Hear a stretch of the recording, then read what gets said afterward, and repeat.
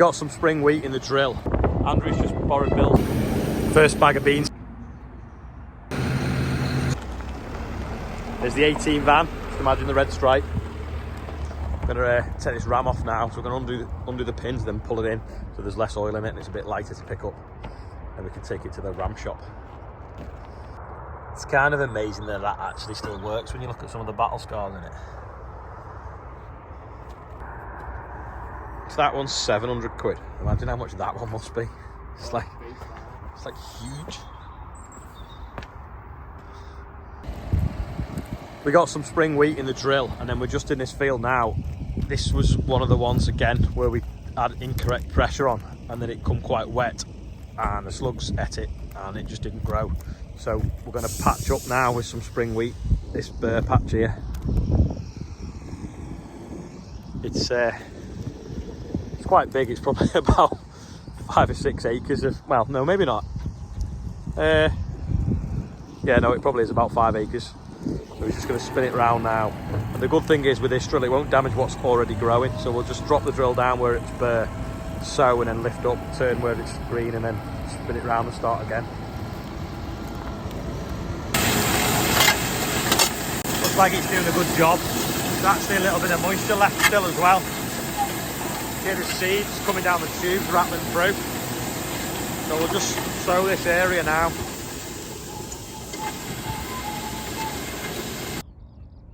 There's a bit of a bare patch up this end of the field as well. If we've got any seed left, we'll do that. This is obviously why we've kept it. It doesn't look too bad from this direction. There's a drill over there now.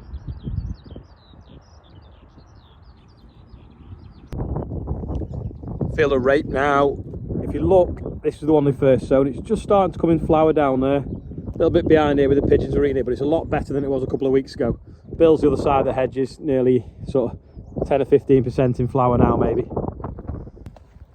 I'm just going to go to another field now and put a gas gun out, one that was sown a lot later, that's a lot more behind and still getting a lot more eaten. Actually, Bill's is probably 25% in flower.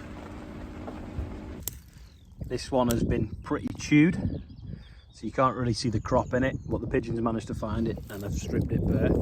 Hopefully though in a couple of weeks it'll recover, especially get some of this warm weather over the weekend. Andrew's just borrowed Bill's flat lift and it was on his tractor, so he's using it on that. Just getting rid of some of this water now off this wet headland. For some reason that's just started squeaking. There's either a stone jammed out or it's way out. Better check that out. Yeah, we think it's just one of these packers, scraper on the packer. It's making a squeaking noise. Just ripping through, trying to drain the water out of these hollows. What's that place called where you get your hair cut? Ian and Sam. Jonathan's not got that problem. Mine's called my garden. I have. It's a bit of a mess. It's kind of patchy. If anybody's got any suggestions out there what to do with this sort of patchy hair, because when I shave it, unless I use a razor, if I just use the clippers, I still get a darker patch than a lighter patch. It's a bit of a weird one. So is that the chemo or the radiotherapy? I think it's the radiotherapy that did this. So has anyone got any tips Jonathan needs to know? Or does he just go with the Ed the Duck fluffy look?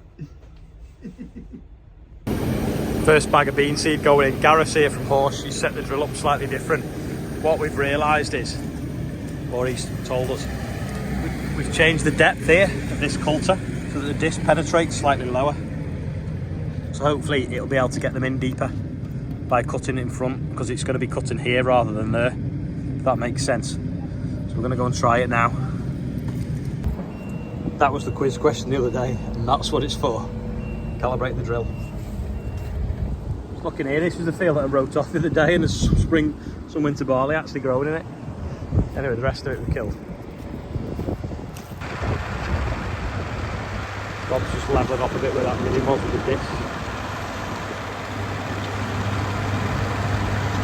And then Gareth's just going to drill this small piece now to set the drill up.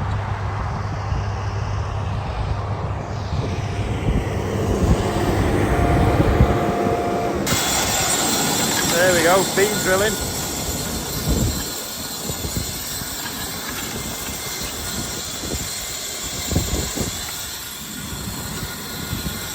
seems to be burying them, I think.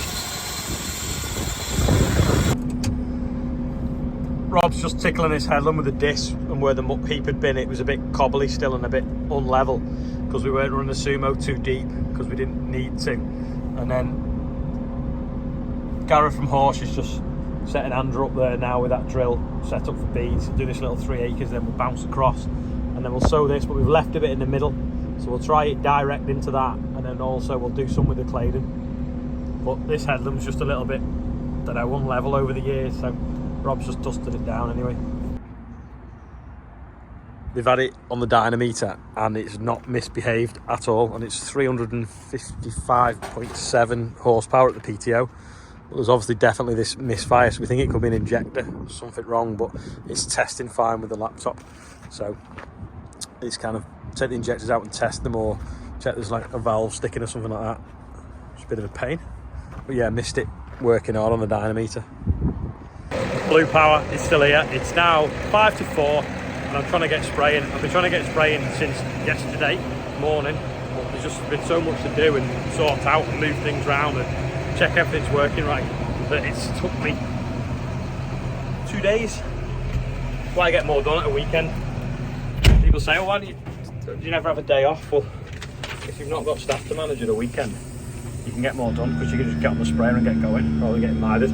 I have often said I should move my water tank to the other farm where there's no people, and I can just set off in the morning and just go spraying and leave them all to it. So anyway, Gareth's come out today and showed Andrew how to use the drill properly because he's never used it before, so that's good, and he set it up better for beans. And Rob's out working some ground down, and Sam's looking after everything at the yard at the moment, hopefully, and putting seed in the drill every time Andrew needs it. The bonuses of farming next to a training ground: stray footballs.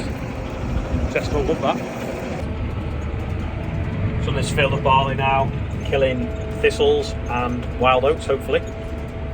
It was direct drill into the wheat stubble. It's not looking too bad. It's a bit, looks hungry though. So I'm putting manganese on as well, and also its fertiliser hasn't been on that long because it's quite a wet field. But plenty of tillers, I'm quite pleased with it. What to say this morning, so the MP Ian that helps me with the tractor on and the food bank stuff, he is on the EFRA committee, so they've had a meeting today, so sort of fed into him about some of the rubbish that George Eustace was coming out with and the concerns. Anyway, he obviously understood it all, and hopefully things might get reflected to DEFRA as to what's going on farm level. So I also sent him an NFU briefing of different things that we're going to need. So basically, at the moment, it's cash flowing it. Everyone's got to suddenly find twice, if not 3 times as much money to grow a crop, and then the uncertainty of being able to harvest it at a profit is even greater. You can take a loss. I'm just folding in, sorry. You can take a loss every so often, but you can't take a big loss after we just had a drought not that long ago.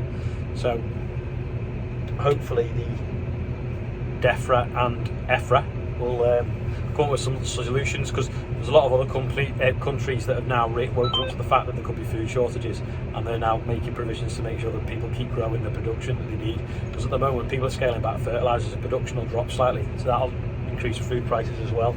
And also we've got to feed the world, so we'll see what happens with that. Just finished spraying this barley now. Again, this has had manganese as well, and I'm killing these things. So these are wild oats sticking up quite high, so you can see there's quite a patch of them sort of mixed all the way through it. Nice sunset again. We've got the birthday bumper here as well. It is huge again. I can't read them all out because there's too many, but if your name's on there and it's your birthday, happy birthday. And if your birthday is not, happy birthday as well. Also yesterday, so I asked everyone what their occupation was. Absolutely fascinating. I mean, there's a guy that sells yachts. There's a guy whose wife is she puts hallmarks on jewellery, gold, which I thought was a bit random. Someone works at a massive aquarium kind of sea life centre as well. That was another interesting one. So if anyone's got the time, read through them. But there's loads of them, so it'll take you a while. It took me last night an hour and a half just to go for the first 460. So I have read them all, apart from the ones that have come today because I've been busy. I see Tom's been talking about some of the things that I've been talking about, Tom Pemberton that is. So if you've come across from his channel, welcome. He's obviously said today about to look at my stuff or what I've been talking about, George Eustace. Like I say, thanks for everyone that did reply yesterday, say what they're doing. Now technically today I have now done 2 years solid. of these videos. So I've done, this is day 730, so 2 365s add up to 730. But by the date tomorrow, I think is the second birthday, if you get me. I'm trying to get my head around it. I've done 730 videos, which is 2 years, but they started on the date in March, tomorrow. So we'll try and do something special tomorrow. Today I've just been hectic all day and on the phone doing a lot of stuff, trying to sort out, making sure these MPs knew exactly what to say to make sure we've got a future of British agriculture. So bit of a mismatch today, bit here, there and everywhere, and it's a busy day when your phone is only 3 months old, so the battery's not that bad, yet you have to charge it at 12:30 because it's turned itself off because the battery's flat. So there's something going on there. Either I'm on it too much or there's a fault with it. Anyway, thanks everyone that's watching today. Don't forget to check out Tom's video. He went live today as well, and I'll see you tomorrow. It's not quite over yet. I've just been editing while I'm waiting for Andrew because we're dropping Bill's tractor back off. But quickly, while I'm on, I forgot to say on Sunday, what's been your favourite video of the last week? So if you've got chance, and remember, what's been your favourite video this week? That can include some yesterday's if you want. But yeah, let me know in the comments, and I'll see you tomorrow.